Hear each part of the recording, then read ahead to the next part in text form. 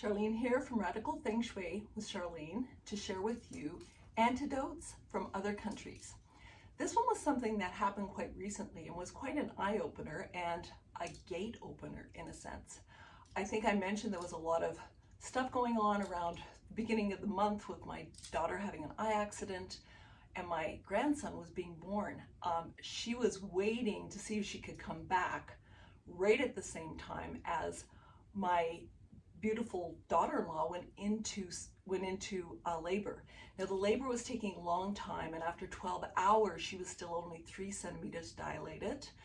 We were waiting to see, because my daughter was on the other side of the country 14 hours ahead, whether she was going to make it back in time and avoid having a surgery in Bali on her eye. And so there was a lot of intention going into that moment.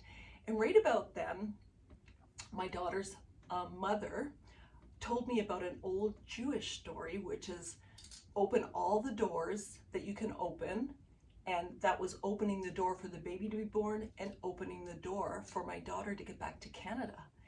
And so that's what I did. Here it was, like, I think it was 11 at night. It's 14 hours ahead in Bali. Rachel's in surgery, or not in surgery, she's in labor, and it's intense.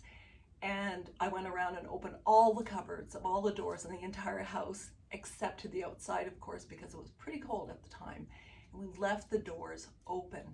And amazingly enough, it seemed it was within a couple of hours, she dilated to 9 centimeters, and the baby was born 4 hours later.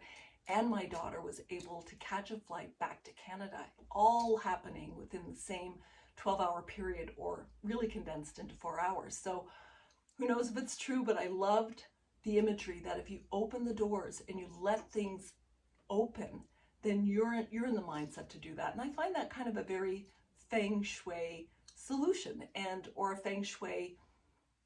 There's a lot of different, I would say, mythologies and superstitions around Feng Shui, and this kind of comes from the superstitious side of it. But energetically, when we work with Feng Shui, and if we're using cures, they are to remind us what the intention is behind the cure.